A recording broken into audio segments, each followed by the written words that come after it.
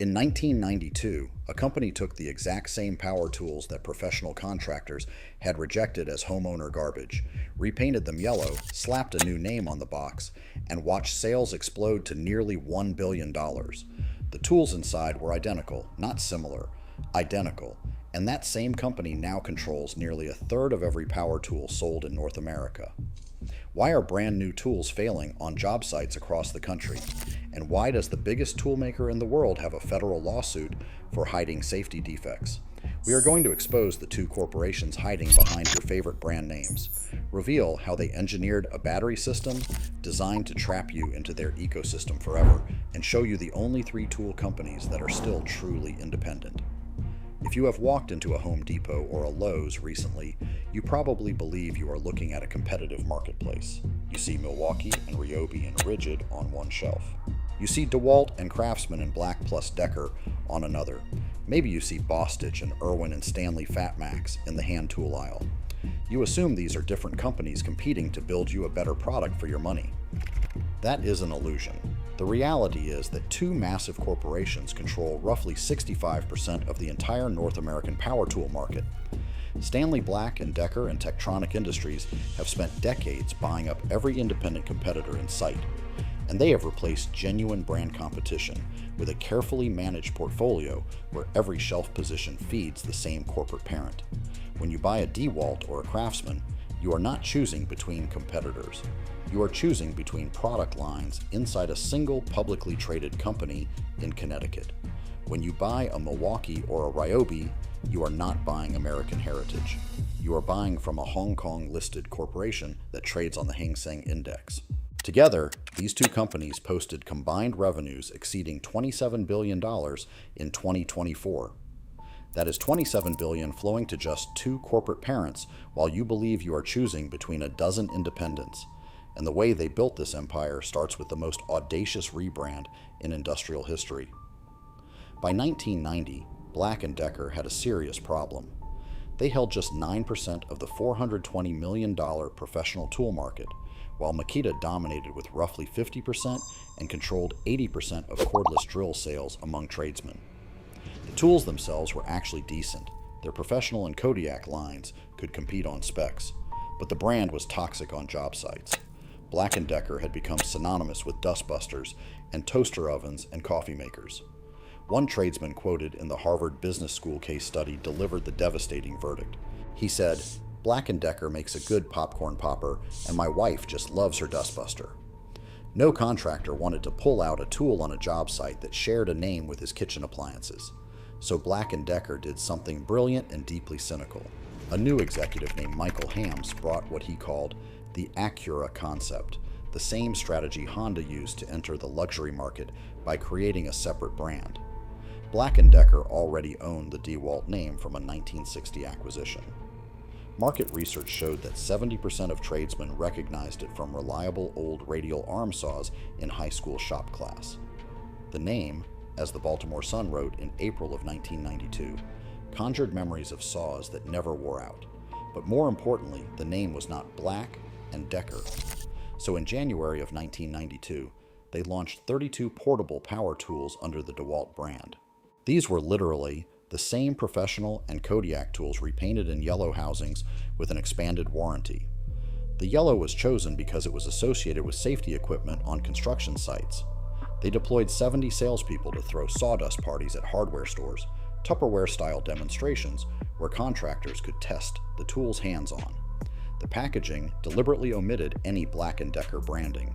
Both the Professional and Kodiak lines were quietly discontinued. By 1998, just 6 years later, DeWalt had captured 45% of the professional market, from 9% to 45%. Nearly $1 billion in annual sales. The same tools. The only changes were the name, the color, and the warranty. One analyst at Prudential Securities called it nothing short of a miracle. But here is the part that should concern you. If a billion-dollar brand can be manufactured with a coat of paint, what does that tell you about how these corporations think about the tools themselves? The consolidation machine never stopped. Stanley merged with Black & Decker in 2010 for $4.5 billion, creating the world's largest tool company. They bought Craftsman from the collapsing Sears empire for $900 million in 2017. They bought Irwin and Lennox for almost $2 billion in 2016.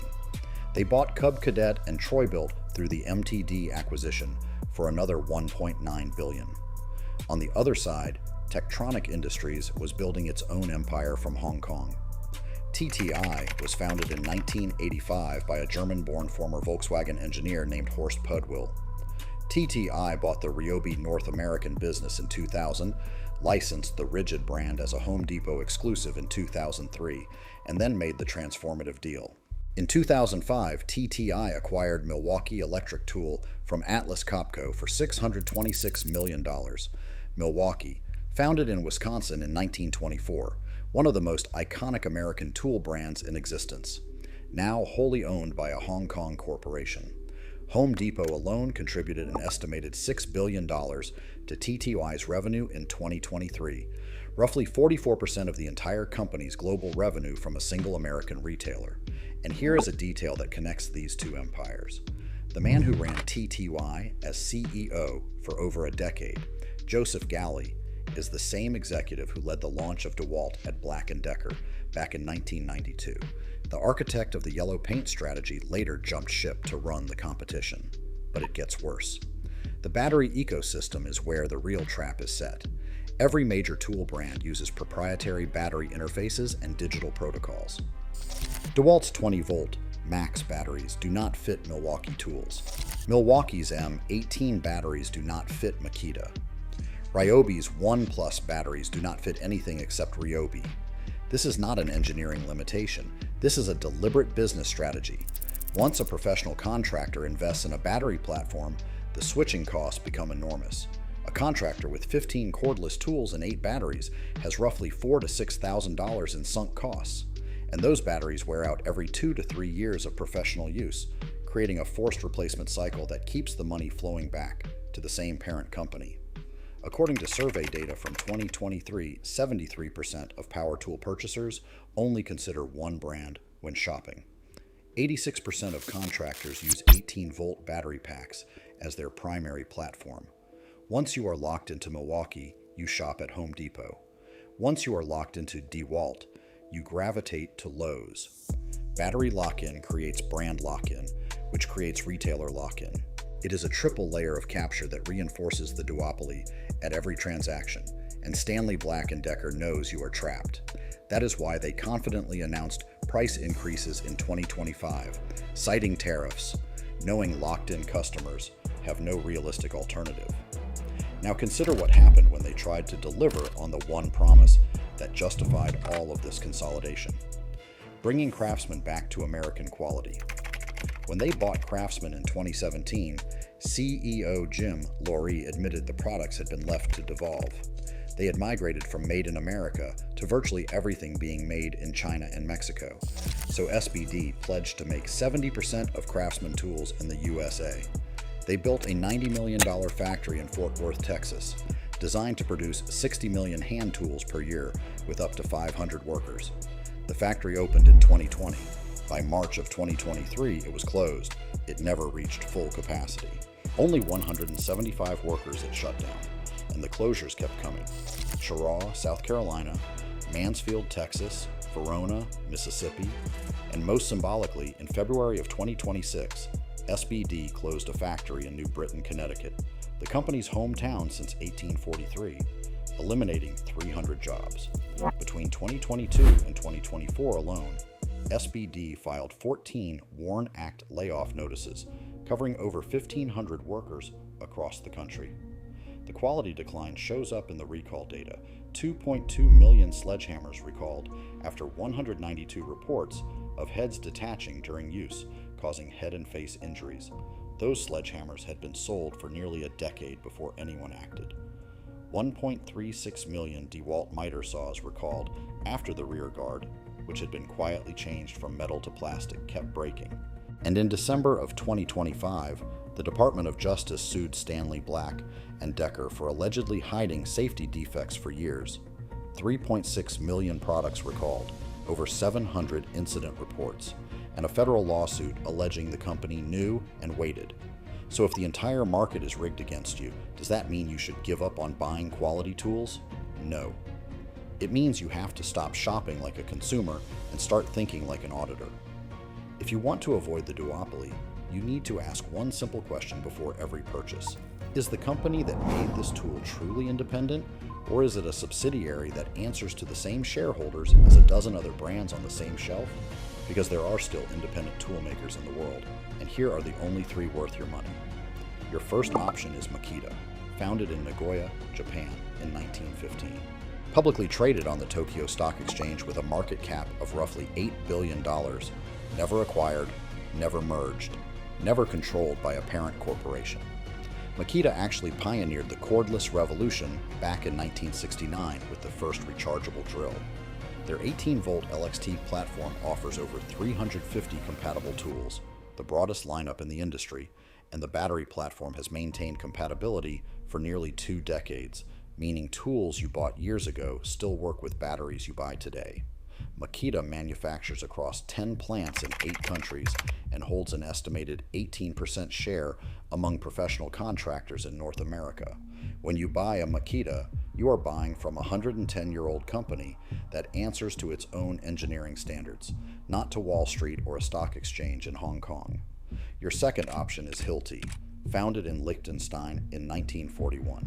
100% of shares are held by the Martin Hilti Family Trust, which means no hostile takeovers and no shareholder pressure to cut corners.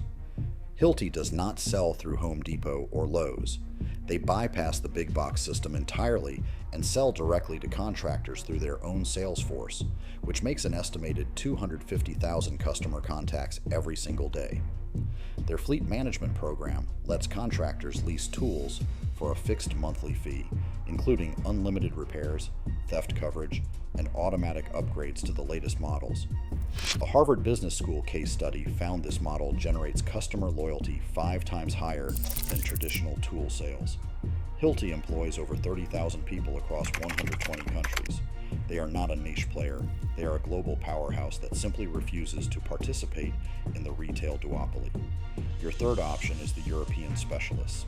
Festool, owned by the third-generation Stoll family in Germany since 1925, makes premium woodworking tools manufactured in Germany and Czech Republic that professionals describe as life-changing. They also own SawStop, the table saw with the blade-stopping safety technology that the major brands refuse to license for over a decade. Knipex, the pliers specialist, has been family-owned by the Putsch family since 1882, 4 generations manufacturing entirely in Wuppertal, Germany, with near-complete vertical integration. These companies will never be the cheapest option on the shelf, but they will never strip out quality to chase a stock price either. The next time you walk into a hardware store and see that wall of logos, remember what you now know. Those brands are not competing with each other. They are performing competition for your benefit while the profits flow to the same 2 corporate parents. The duopoly is counting on you to be distracted by the color of the housing and the name on the label so you never look at who actually owns the brand. This is not just a tool industry problem. It is the same playbook that Luxottica used to convince you that Ray-Ban and Oakley were competitors when one company owned both. It is the same strategy the beer industry used when InBev bought every craft label it could find. Whenever you see a wall of choices and feel like you are in a free market, ask yourself who signs the checks. Do not let Stanley Black and Decker and Techtronic Industries take your hard-earned money for an illusion of choice. Check the parent company. Check the manufacturing lineage. And never underestimate the value of a tool brand that is not for sale. If you found this fascinating, hit subscribe for more stories like this.